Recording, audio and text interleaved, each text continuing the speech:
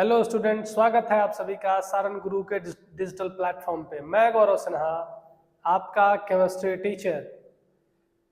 आज के क्लास में हम लोग बात करेंगे एबनॉर्मल मोलर मास और भांटा फैक्टर के बारे में, जो कि क्लास 12th का बिहार बोर्ड के लिए सेकंड चैप्टर सॉल्यूशन और सीबीएसई के लिए फर्स्ट चैप्टर सॉल्यूशन का सबसे लास्ट टॉपिक है। ठीक, लेकिन इसमें हम आज इस टॉपिक को दो पार्ट में डिवाइड करेंगे। एबनॉर्मल मोलर मास भांटा फैक्टर के लिए हम लोग बात करेंगे। इसमें एक हम लोग एसोसिएशन और डिसोसिएशन के लिए तो बात कर ही रहे हैं, साथ ही साथ पार्शियली और 100% डिसोसिएशन के लिए दो वीडियो लेके आएंगे और इससे रिलेटेड क्वेश्चन भी आपके सामने आएगा। तो चलिए शुरू करते हैं। जैसा कि हम लोगों ने देख लिया कि यहाँ आज का हमारा टॉपिक है एबनॉर्मल मोलर मास, ठीक है, एंड भांटा फैक्टर। तो एबनॉर्मल मोलर मास किसको बोलते हैं ये देखते हैं हम लोग।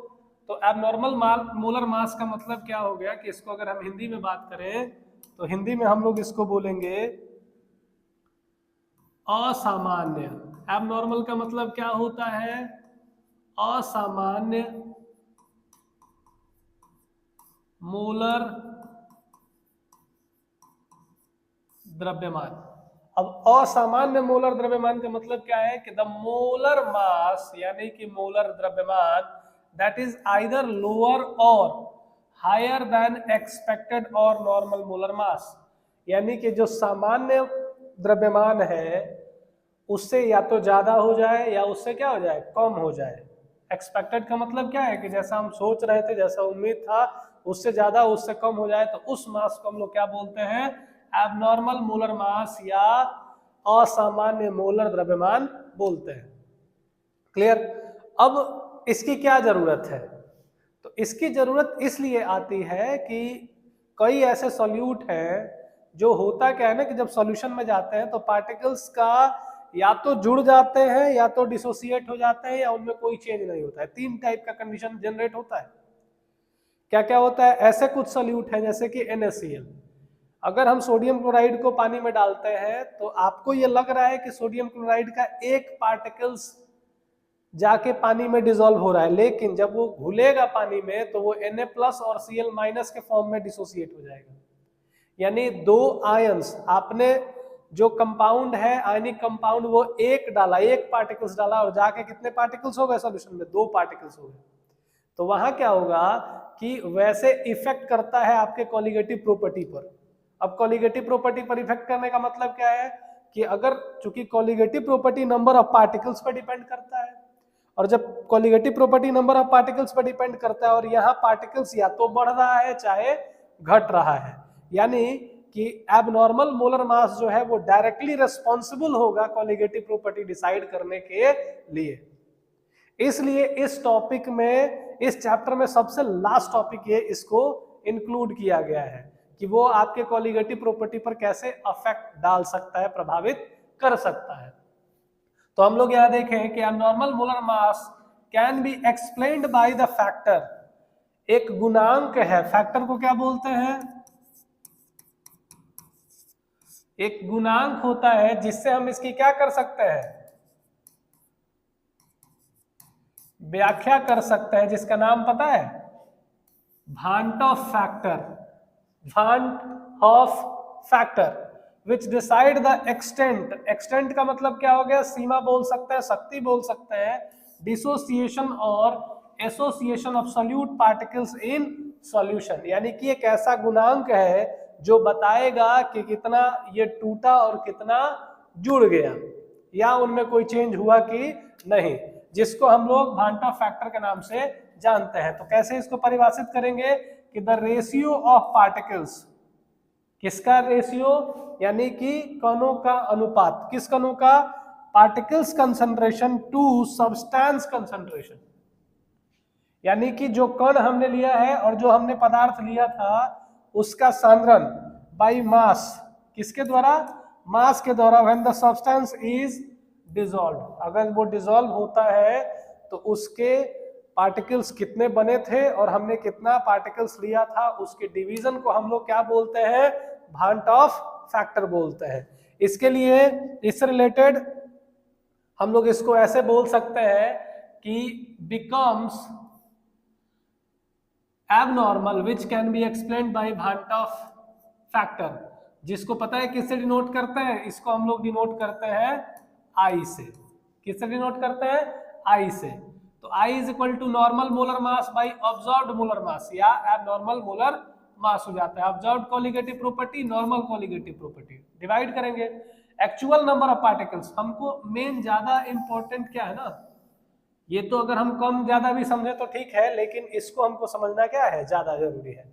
एक्चुअल नंबर ऑफ पार्टिकल्स और स्पीसीज आफ्टर एसोसिएशन और dissociation, expected number of particles और स्पीसीज। यहाँ पे ये ध्यान देना है कि हम टर्म एक जोड़ देते हैं, आफ्टर एसोसिएशन या डिसोसिएशन, ये ध्यान दीजिएगा। यानी कि पार्टिकल्स जब जुड़ जाए या टूट जाए उस टाइम का नंबर, और एक्सपेक्टेड हमने क्या किया था, एक्सपेक्ट मतलब जैसा हमने डाला वैसा तो एक्सपेक्ट कर रहे हैं, लेकिन सॉल्यूशन में जाने के बाद जो एक्चुअल हो रहा है, यानी कि हम पार्टिकल्स का नंबर आफ्टर एसोसिएशन और डिसोसिएशन, और ये जो नीचे वाला जो है ये क्या हो जाएगा, बिफोर मान के चलिए। क्या मान के चलिए? बिफोर एसोसिएशन और डिसोसिएशन के लिए केस हमारा आएगा, जिसको हम लोग क्या बोलेंगे, आई बोलेंगे, भांट ऑफ फैक्टर। ठीक है, तो अब इसमें हम लोग देखते हैं कि for solute showing neither dissociation nor association, यानी कि कुछ ऐसे भी सॉल्यूट होंगे जो ना ही एसोसिएशन होगा, ना ही वो टूटेगा, ना ही जुड़ेगा। तो क्या है, यानी उनमें कोई चेंज नहीं होगा। आप अगर अब इसका एग्जांपल देखिए, यूरिया है, ग्लूकोज है, सुक्रोज है। कहने का मतलब ये है कि जब आप ग्लूकोज को C6H12O6 को पानी में डिसॉल्व करते हैं तो ये बनेगा क्या, वही रह जाएगा, C6H12O6 एक्वस मीडियम में रहेगा। इसके पार्टिकल्स में कोई चेंज देखने को नहीं मिलेगा। अगर आपने इसके 100 पार्टिकल्स को डाला, यानी 100 कण आपने पानी में डाला था, तो यहाँ भी कितना कण है, 100 पार्टिकल्स ही है। इसमें इसके पार्टिकल्स में कोई चेंज देखने को नहीं मिला। इसीलिए यहाँ पे दिखा गया है कि जब भांट ऑफ फैक्टर 1 हो, ठीक है, एग्जाम्पल यूरिया और ग्लूकोज, मतलब क्या हुआ कि हमने आई यहाँ निकाला, आई क्या हो जाएगा, तो आफ्टर एसोसिएशन और डिसोसिएशन कितना था, 1। पहले कितना था, 1, या मान लीजिए हमने डाला था 100 और बाद में कितना है 100, तो आई का वैल्यू क्या हो जाएगा, 1 होगा। तो ना ही एसोसिएशन ना ही डिसोसिएशन, तो आई इज इक्वल टू, याद रखना है, आई इज इक्वल टू 1, यानी ना ही एसोसिएशन ना ही डिसोसिएशन के केस के लिए होगा। ठीक है,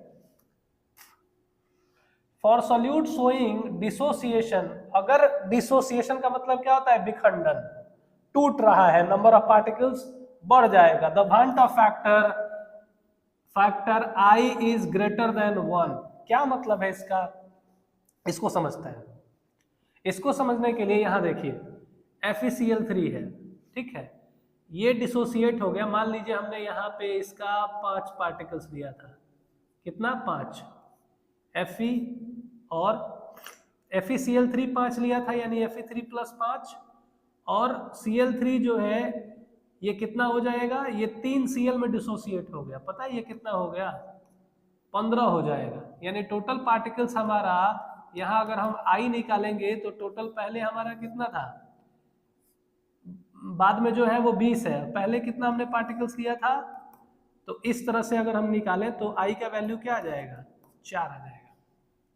खैर, अगर हम एक पार्टिकल्स मानते हैं तो एक पार्टिकल्स के अकॉर्डिंग अगर हम बात करें, तो एक पार्टिकल्स के अगर हम लोग अकॉर्डिंग बात करते हैं तो क्या होगा, एक पार्टिकल्स के अकॉर्डिंग, अगर ये एक पार्टिकल्स है, यहाँ पे 1 और यहाँ पे कितना हो गया 3, तो I इज इक्वल टू कितना हो जाएगा, 3 1 4, बाद में 4 पार्टिकल्स हुआ, लेकिन हमने एक्सपेक्ट क्या किया था कि वो तो सॉल्यूशन में टूटेगा नहीं, तो कितना हुआ 1, यानी I का वैल्यू कितना आ गया, 4। तो कैसे, तो ये आयंस का डिसोसिएशन हम लोगों को देखना पड़ेगा कि सॉल्यूशन में जाने के बाद वो रियल में क्या हो जा रहा है, डिसोसिएट हो गया। तो जब भी डिसोसिएशन होगा तो जितना पार्टिकल्स डाले थे उससे तो ज्यादा बनेगा ही, यानी कि उस स्थिति में आई जो होगा वो 1 से ज्यादा ही ज्यादा होगा। एग्जाम्पल यहाँ पे 2 वाले NaX, KX, AgNO3, BaSO4 कैसे कैसे बन रहा है, तो जैसे BaSO4 सॉल्यूशन में जाने के बाद Ba2 plus plus SO4 2 minus में टूट गया, तो एक पार्टिकल्स डाले थे 1 और 1 2, यानी I is equal to 2/1 that is 2। तो इन सब का Na plus X minus, K plus X minus, Ag plus NO3 minus, ये दो पार्टिकल्स में दो आयंस में टूट रहा है, तो I का वैल्यू क्या हो जाएगा 2 हो जाएगा। I का वैल्यू 3 फॉर SrF2 CaCl2। अब CaCl2 के केस के लिए क्या होगा, तो CaCl2 के केस के लिए हम लोग देखेंगे, अब इसमें I का वैल्यू 3 आ रहा है, तो I का वैल्यू अगर 3 आ रहा है मतलब कैसे CaCl2 टूटेगा ये देखना है। CaCl2 कैसे टूट रहा है, तो Ca2 plus plus 2Cl minus, यहाँ एक पार्टिकल्स लिए थे 1 और यहाँ कितना हो गया 2। I इज इक्वल टू बाद में कितना है प्रोडक्ट 3 पार्टिकल्स का, पहले कितना डाले थे 1, I का वैल्यू कितना आया 3। इसी तरह से ये सब जो 5 वाले हैं ये सब 4 वाले हैं, तो I का वैल्यू हम लोग ऐसे निकालते हैं। अब भांटा फैक्टर जो I है वो ये बात याद रखना है कि अगर एसोसिएशन और डिसोसिएशन नहीं हुआ तो I का वैल्यू होगा 1, अगर डिसोसिएशन हुआ तो I का वैल्यू हमेशा 1 से ज्यादा होगा। अगर अब बात करें कि फॉर सॉल्यूट शोइंग एसोसिएशन, अगर एसोसिएशन हो गया जुड़ गया तब क्या होगा, तो यहाँ पे जुड़ने का मतलब ये हो गया कि पार्टिकल्स का जो नंबर है वो क्या हो जाएगा घट जाएगा। तो जब नंबर घटेगा तो I का वैल्यू क्या हो जाएगा लेस देन 1, यानी 1 से क्या हो गया कम हो गया। एग्जाम्पल क्या है कि एसिटिक एसिड, ठीक है, अगर हम लोग यहाँ पे बोल दें फिनॉल वाला कार्बोक्सिलिक एसिड के ग्रुप में आ जाएगा, ठीक है। तो यहाँ पे किस मीडियम में हम लोगों को देखना है, बेंजीन के मीडियम में। किसमें, अगर बेंजीन एज ए सॉल्वेंट है, ठीक है, तो यहाँ एसिटिक एसिड हो जाए, ठीक ना। इसके बाद अगर हम लोग बात करें कि बेंजीन के साथ फिनाइल एसीटेट हो जाए, ठीक, तो इस तरह के केस में हमारा क्या हो जाता है कि इस तरह के केस में हमारा एसोसिएशन होता है। लेकिन ये ध्यान रहे, एक चीज है एसोसिएशन का भी एग्जांपल हम लोग देते हैं, लेकिन ध्यान क्या रखना है कि इफ सॉल्यूट इज 100% एसोसिएटेड और डिसोसिएटेड, ये जो अभी हम लोग आई पढ़ रहे हैं, भांटा फैक्टर जो पढ़ रहे हैं, वो किस कंडीशन के लिए पढ़ रहे हैं, तो वो हम लोग पढ़ रहे हैं किसके लिए, कि जब पार्टिकल्स, यानी यहाँ पे देखिए FeCl3, अगर एक पार्टिकल्स लिया एक टूट गया, 100 पार्टिकल्स लिए 100 अगर टूट गया तो।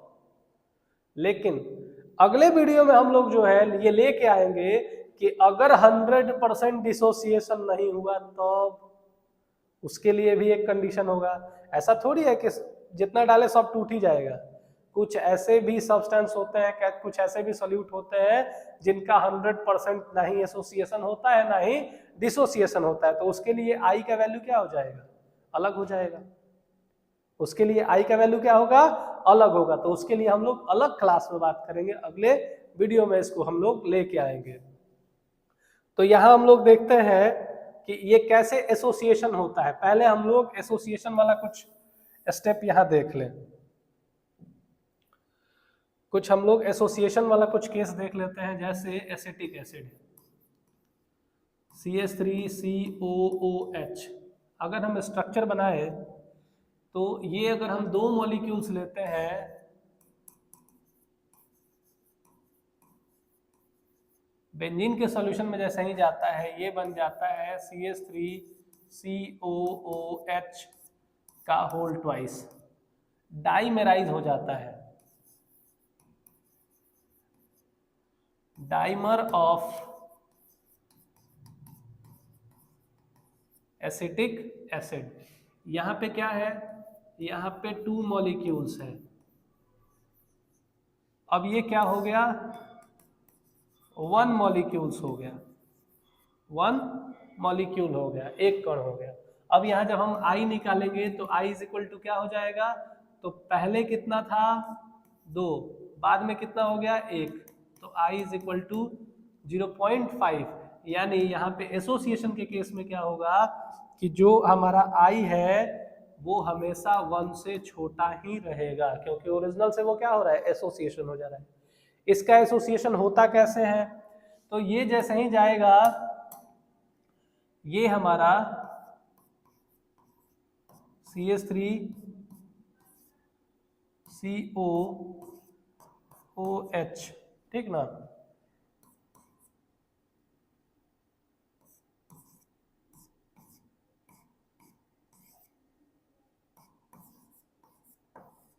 दोनों एसिटिक एसिड है। ये करता क्या है ना कि ये इंटरमोलिक्यूलर H बॉन्ड का फॉर्मेशन करेगा। किसका फॉर्मेशन करेगा,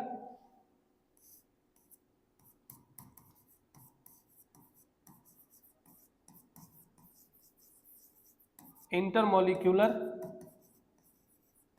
H बॉन्ड, और डाइमेराइज हो जाएगा एसिटिक एसिड। तो ये मॉलिक्यूल्स क्या हो गया, डाले थे 2 और 1 कितना गया 1, 500 पार्टिकल्स डालेंगे, रिजल्ट क्या हो जाएगा 250 पार्टिकल्स आ जाएगा। तो I का वैल्यू क्या हो गया, कम हो जाएगा, 1/2 हो गया।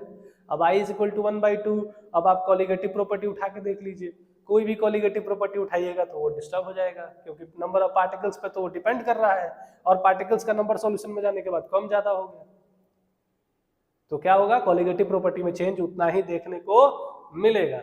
अब देखते हैं कि कैसे चेंज देखने को मिलेगा। तो the colligative property are changes as, क्या क्या चेंज देखने को मिलेगा, तो relative lowering of vapour pressure में हम लोग देखेंगे जो ये फॉर्मूला होता है x2, इसमें I से मल्टीप्लाई हो जाएगा, क्योंकि पार्टिकल सब डिपेंड करेगा। इन ये भांटा फैक्टर के साथ इसका रिलेशन हम लोग निकालेंगे। Elevation of boiling point I के भी m हो जाएगा, depression of freezing point I के FM हो जाएगा, और osmotic pressure of solution pi is equal to ICRT। I is equal C is equal to क्या हो गया, मोल बाय वॉल्यूम RT, और I भांटा फैक्टर से मल्टीप्लिकेशन हो जाएगा, क्योंकि सीधा ये किसको डिस्टर्ब करने वाला है, भांटा factor, abnormal molar mass, number of particles को डिस्टर्ब हो रहा है, तो पूरा कॉलिगेटिव प्रॉपर्टी को डिस्टर्ब करेगा। इसीलिए सब में क्या कर दिया गया है, I से मल्टीप्लिकेशन कर दिया गया है। ये ध्यान रखना है कि ये जो हमारा एसोसिएशन है, डिसोसिएशन है, ये किसके लिए है, ये है कि 100% अगर डिसोसिएशन हुआ तब हम लोग इस तरह से I का वैल्यू निकालेंगे। क्लियर। अब इससे रिलेटेड हम लोग कुछ क्वेश्चन देख लेते हैं। पहला हमारा जो क्वेश्चन आ रहा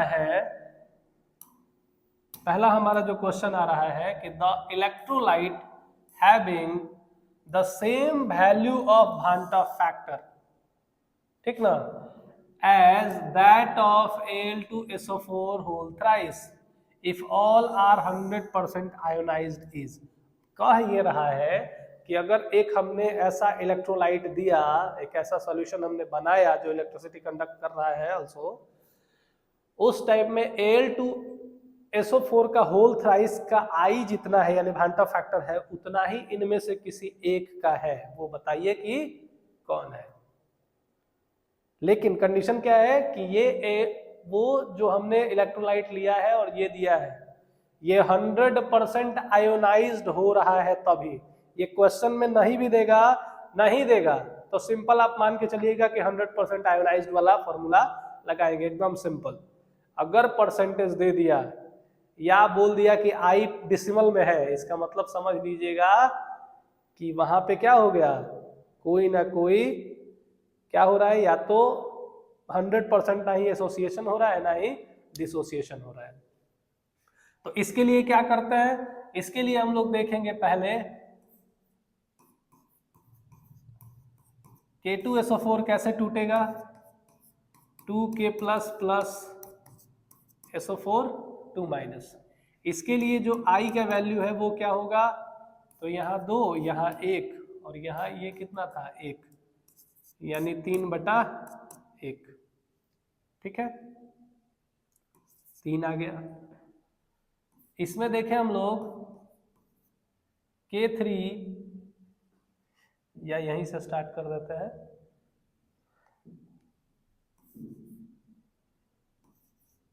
थ्री के प्लस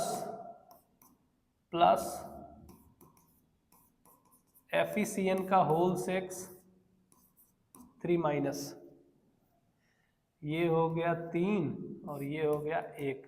अब ऐसे कैसे टूटा? तो जिसमें स्क्वायर ब्रैकेट लगेगा वो एक ही फॉर्म में टूटेगा, एक ही आयन में टूटेगा, कॉम्प्लेक्स आयन है, कॉम्प्लेक्स कंपाउंड है, ये ध्यान रखना है, ठीक ना। तो जहां स्क्वायर ब्रैकेट होगा डिसोसिएशन में वो एक ही पार्टिकल्स में कंसीडर किया जाएगा जो उतना स्क्वायर ब्रैकेट में होगा। तो यहाँ I इज इक्वल टू कितना हो गया 4/1 दैट इज 4, मतलब 4। इसको अगर हम तोड़ते हैं Al3 प्लस 3NO3 माइनस, यानी यहाँ भी I इज इक्वल टू कितना हो जाएगा 3 और 1 4। यहाँ इसको तोड़ते हैं तो क्या हो जाएगा 4K प्लस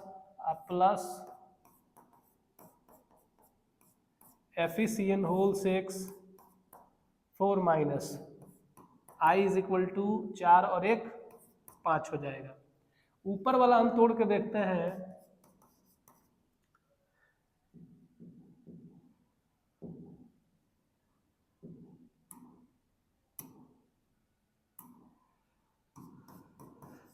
पहले तो ये चेक करना पड़ेगा ना कि Al2SO4 होल थ्राइस कितना I का वैल्यू आएगा, तब ना इससे मैच कराएंगे कि किससे मैच कर रहा है।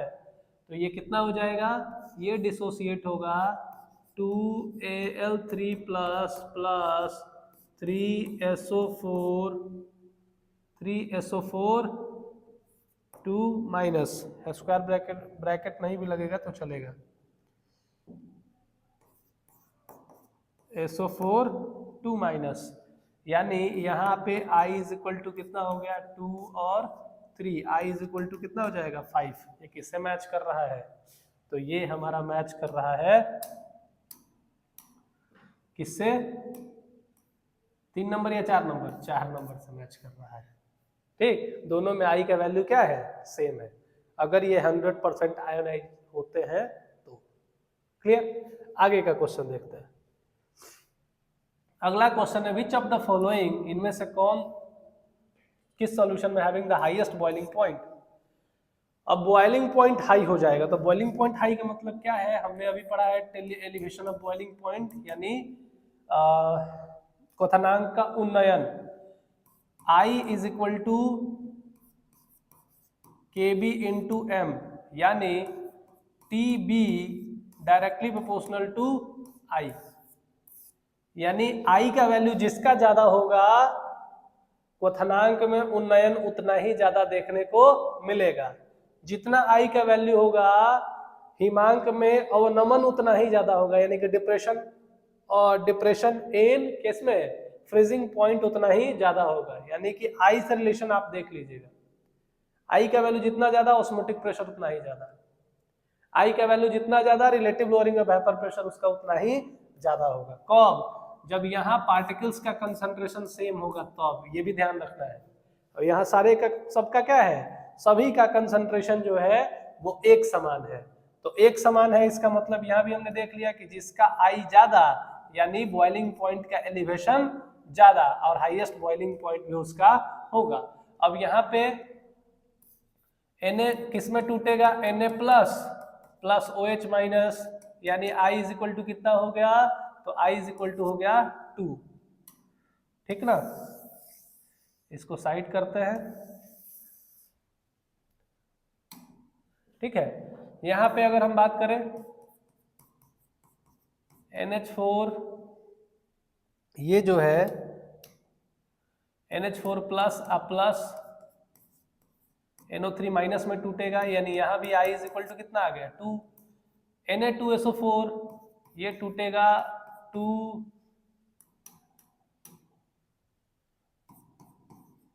Na प्लस SO4 2 माइनस में, I इज इक्वल टू कितना आ गया 3, और यहाँ KNO3 जो है वो टूटेगा K plus NO3 minus, I is equal to कितना आया 2। तो एक ही ऐसा सब्सटेंस है जिसमें I का वैल्यू क्या है, ज्यादा है। ये क्वेश्चन ध्यान रखिएगा, ये क्वेश्चन आपके मॉडल पेपर में दिया हुआ है और MCQ तो हर एक साल बिहार बोर्ड में रहता ही रहता है, खास करके इस टॉपिक से रिलेटेड। और इसी टाइप का क्वेश्चन, इस टाइप का क्वेश्चन अगर समझ गए तो 1 से 2 नंबर या हो सकता है कि 3-3 नंबर खाली आप नॉर्मल मोलर मास और कोलिगेटिव भांटा फैक्टर से, कोलिगेटिव प्रॉपर्टी से क्वेश्चन 3 नंबर का आता है, 3 मार्क्स या 4 मार्क्स का। और उसके बाद शॉर्ट क्वेश्चन में भी हमने जो शॉर्ट वीडियो, शॉर्ट का और MCQ का जो बना के अपलोड किया हुआ है आपके इस चैनल पे, उसमें आप जाके देखिएगा, ठीक है। तो आंसर क्या होगा, सबसे हाईएस्ट बॉइलिंग पॉइंट इसी का होगा। ये आपके मॉडल पेपर का क्वेश्चन है, ध्यान रखिएगा। अगला क्वेश्चन भी आपका मॉडल पेपर से ही रिलेटेड है, इसमें भी देखते हैं। ये पूछ रहा है which of the following are value of I, मतलब कि इनमें से कौन सा आई का वैल्यू है, किसका, जो KCl NaCl K2SO4 क्रमशः यानी रेस्पेक्टिवली इनके आई का वैल्यू कौन कौन है। तो पहले देख लेते हैं KCl कैसे टूटेगा, K plus plus Cl minus, I is equal to 2। इसके बाद है NaCl, NaCl टूटेगा Na प्लस अब plus Cl minus, I is equal to 2। और उसके बाद है K2SO4, 2K प्लस अब प्लस SO4 2 माइनस, इसमें I का वैल्यू क्या होगा 3, ठीक ना। तो अब आंसर क्या होगा 2 2 3, आंसर है ये। तो आपका मॉडल पेपर जो है ये भी मॉडल पेपर में पूछा हुआ MCQ है। तो आप सोच लीजिए कि एक टॉपिक से 2 MCQ, 70 में तो 2 3 कभी कभी 4 MCQ इस टॉपिक से आते हैं। कोलिगेटिव प्रॉपर्टी को अगर मिला दिया जाए तो 5 6 MCQ आता है, और शॉर्ट्स क्वेश्चन भी आते हैं 2 मार्क्स वाले, और कभी कभी कोलिगेटिव प्रॉपर्टी में रिलेटिव लोडिंग, वेपर प्रेशर पूछ दे, एलिवेशन ऑफ बॉइलिंग पॉइंट पूछ दे, 2-3 टॉपिक मिला के 5 मार्क्स का क्वेश्चन आता है, ठीक ना। तो इस पार्ट में आज के क्लास में हम लोग इतना ही देख रहे थे, कोलिगेटिव भांटा फैक्टर व्हेन आयोनाइजेशन इज 100%। जो सब्सटेंस, जो सॉल्यूट का पार्टिकल्स हमने लिया वो अगर 100% आयोनाइज या तो एसोसिएशन या डिसोसिएशन उसका हो रहा है, तब हम लोग किस तरह से भांटा फैक्टर यानी कि आई का यूज करते हैं और कोलिगेटिव प्रॉपर्टी में क्या क्या चेंज देखने को मिलता है, आज के क्लास में हमने इतना ही देखा। क्लियर। तो मिलते हैं हम लोग अगले क्लास में, तब तक इसको रिवाइज कर लीजिए, एक बार फिर से इसको देख लीजिए, दोस्तों में शेयर करिए, और जो भी डाउट हो रहा है कमेंट कीजिए। Thank you.